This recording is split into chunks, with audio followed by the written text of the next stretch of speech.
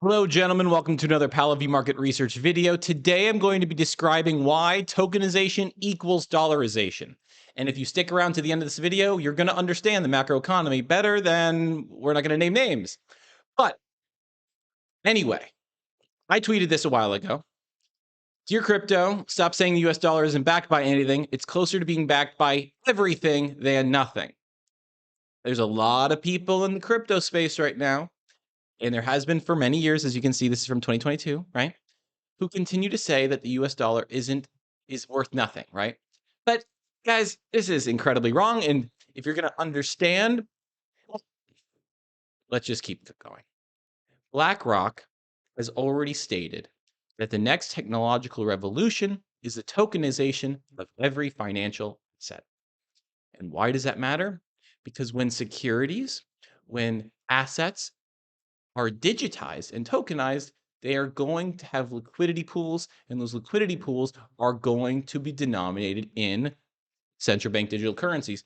But everyone's asking, well, when are the central bank digital currencies coming out?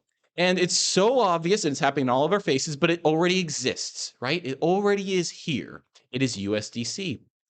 And it's so obviously USDC because BlackRock has already purchased a huge amount of USDC. Okay. It's an investor in USDC. And guess what? BlackRock this last week started its own crypto fund. And how did they start it off with? They started it with $100 million of USDC. And they did it in collaboration with my friends over at Securitize. Those guys are awesome. Jamie is in Puerto Rico also. So to help describe this dollar milkshake theory, we're going to dive into Brett Johnson's dollar milkshake theory, which is basically how the American economy works, how the dollar remains so resilient to all of these things that seem impossible, all this money printing and all these, okay?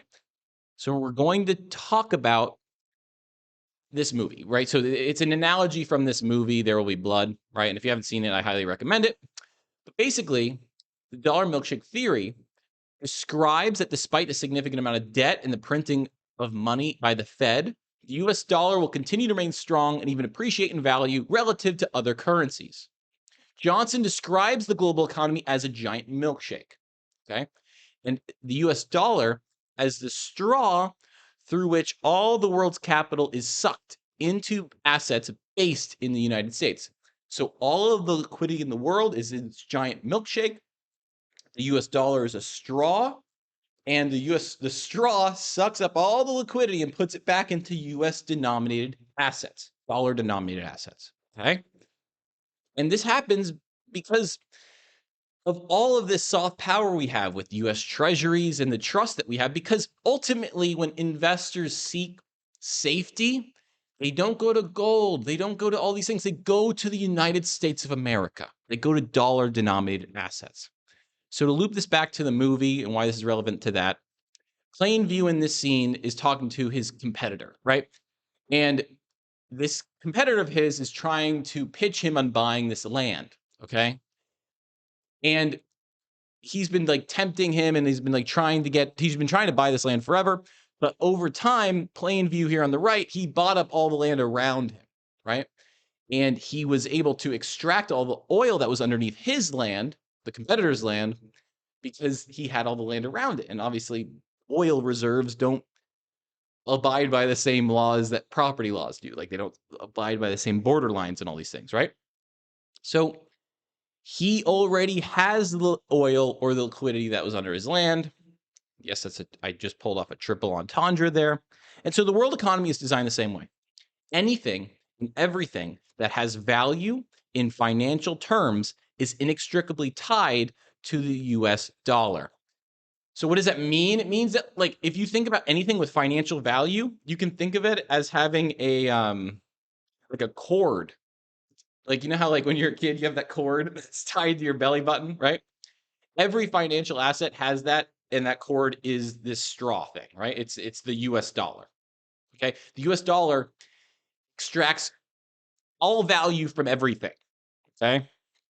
So to summarize this, the tokenization of securities will result in more securities being denominated in US dollars, not less. This is the Trojan horse of blockchain, okay?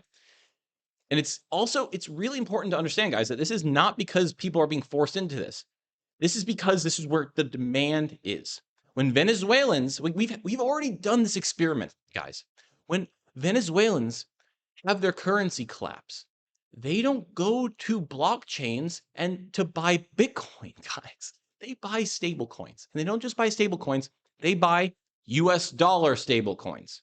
They're not buying Bitcoin. The data is already in. All right.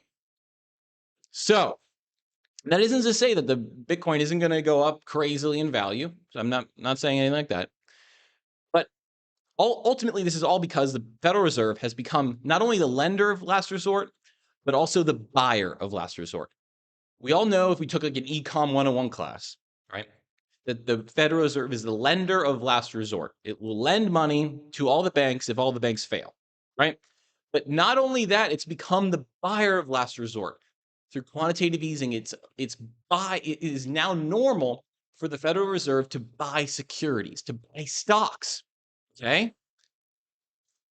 So the US Federal Reserve, the dollar, is essentially the throat goat of the financial system of this planet. All right. There's no surviving. And you can't live with it or without it. It's just gonna be there, and you're gonna miss her when she's gone, but she's never gonna really be gone, is she? So that's today's video. I hope you enjoyed it.